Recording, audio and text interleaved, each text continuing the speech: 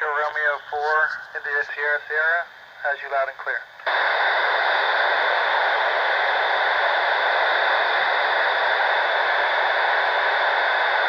Ready, over.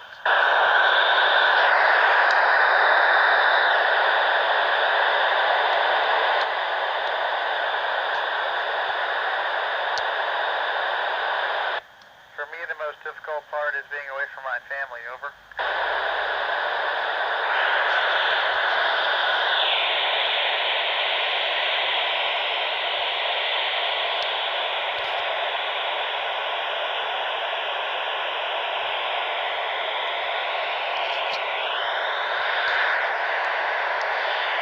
So the dangerous types are the ones that get us all sick, so we try to prevent that. We haven't had anything happen so far, thank goodness, because if one person gets sick, then everybody gets sick since we're in such a small environment. Over.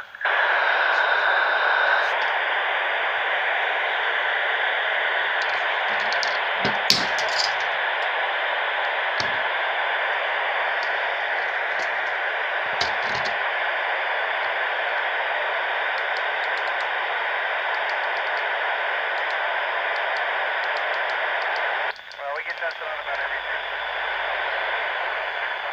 Yep.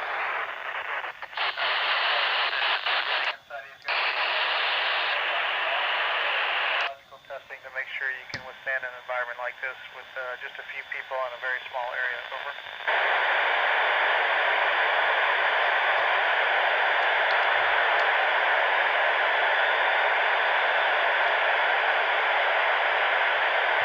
Well, I did want to be an astronaut ever since I was about 5 or 6 years old, because back then that's when the astronauts were landing on the moon, so that really inspired me and motivated me. But then I went to the Army, and I was an Apache helicopter pilot in the Army, and didn't think the astronaut thing was going to work out, but eventually it did, so I did kind of get it through a different career. Over.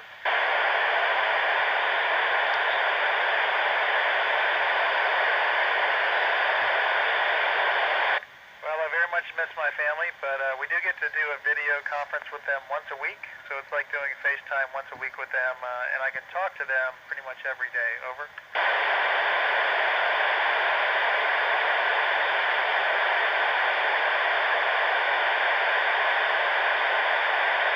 Well, we were strapped into a Russian spacecraft, and it was a great ride, nice and smooth compared to the space shuttle that I flew on previously. They were both amazing, but this one was just a lot smoother. It's a lot smaller vehicle, and it just felt great. We were accelerating super fast. It took about 9 minutes to get from the launch pad to space. Over.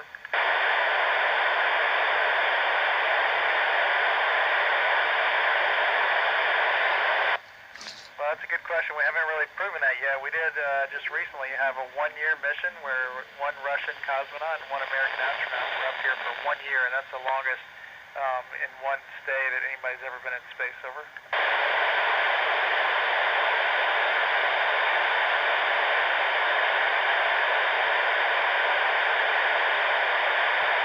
Well, we use satellites just like you do on Earth, actually. Our internet's not very good here, so yours is much better on Earth than it is here on the space station.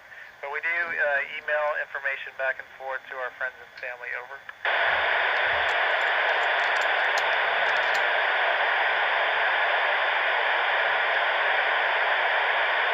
Really good question. We train for all this, and hopefully we never have anything that happens like that, but we do have all the equipment on board, whether it's medications or equipment to handle major medical emergencies like you mentioned. Over.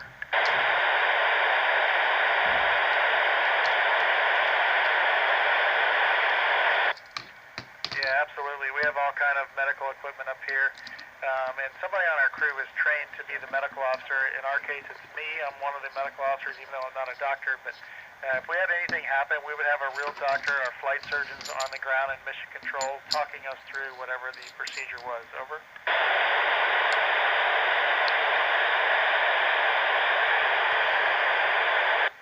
Yeah, another good question. In general, we follow the procedures, and the scientists who created the experiments that we're doing is usually talking to us on the communication channels. But if we see something that we think needs to be changed, or maybe even changed the next time it's done to make it easier, then we can offer that up, and usually they take our suggestions. Over.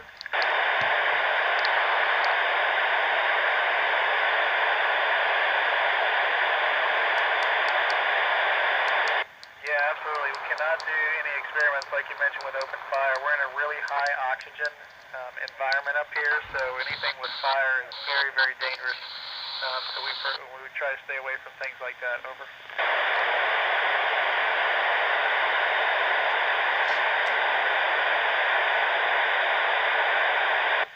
Great question. No. One day we'll be working on something that maybe we know about. The next day we'll work on something that we have no idea about. So it's really a great job. We get to do all different kinds of experiments, and we also get to work on different things. One day we may be a plumber because some of the plumbing has gone bad. Next day we're working on electrical things that may have broken, and that applies to all the maintenance tasks as well as experiments that we do. Over.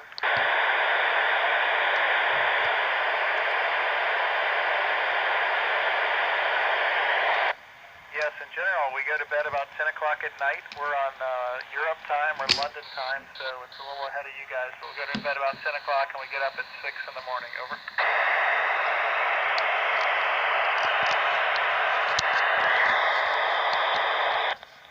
Well, we all have to speak Russian. We launch and land in a Russian spacecraft, so a lot of our training is done in Russia, so we pick up the language through that as well as through instruction. And when we're on the space station, we speak, generally when we're speaking to the Russian cosmonauts, we speak in Russian, and vice versa. When they're speaking to us, they speak in English, and that way we can help each other out with words that we may not know or we've forgotten. Over.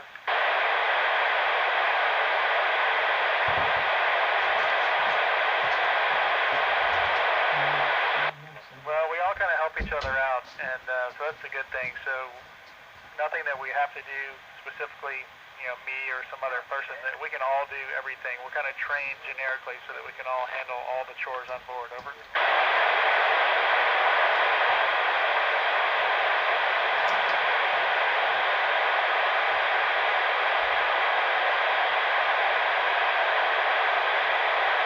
We don't feel any of the effects of weather on the space station, thank goodness, because it's a nice, comfortable environment, just like it is in your school.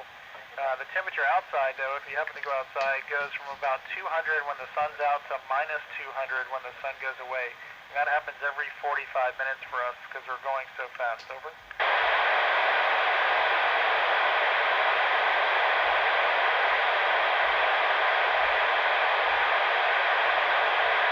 Now, we go by the 24-hour clock just like you do, although kind of like I mentioned before, we're on the time it is in London. So I think 5 hours ahead of you guys is where we go, and we just kind of subtract 5 or 6 depending on who we're talking to on Earth to figure out what time it is there. Over.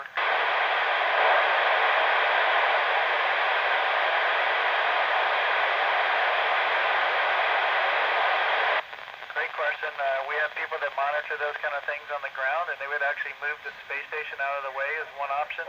Another option, if it's too late to do that, then we would just get told as the crew to go in certain modules that are a little safer to protect us. Over.